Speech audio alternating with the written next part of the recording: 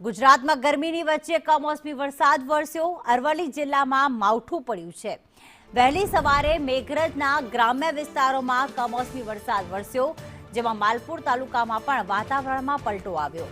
વહેલી સવારથી પવન અને વાદળછાયું વાતાવરણ પણ જોવા મળ્યું હતું। ઈસરી જીતપુર પંથકમાં ગાજવીજ તેમજ પવન સાથે વરસાદની શરૂઆત થઈ।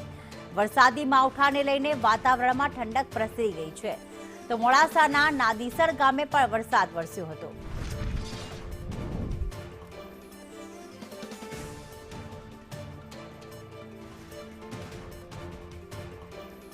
શૈલેષ પંડ્યા અમારી સાથે લાઈવ જોડાઈ ગયા છે। શૈલેષ, જે પ્રમાણે માવઠું થયું છે અરવલ્લી જિલ્લામાં મેઘરજ તાલુકામાં, ત્યારે હાલમાં કેવી સ્થિતિ છે?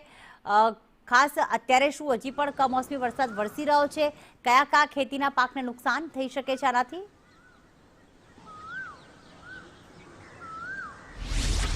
જે પ્રીતિ, વહેલી સવારથી વાતાવરણમાં પલટો જોવા મળ્યો છે। જિલ્લાના અલગ અલગ વિસ્તારોમાં કમોસમી વરસાદ ખાબક્યો છે। ખાસ કરીને મેઘરજ તાલુકાના ઈસરી અને જીતપુર પંથકની અંદર વરસાદ ખાબક્યો છે। મોડાસા તાલુકાના નાદીસણ પંથકમાં પણ ધોધમાર વરસાદ ખાબક્યો છે। શામળાજીના સુનોક પંથકમાં પણ વરસાદ ખાબક્યો છે। માલપુર તાલુકામાં પણ વહેલી સવારથી વાતાવરણ પલટાયેલું જોવા મળ્યું છે।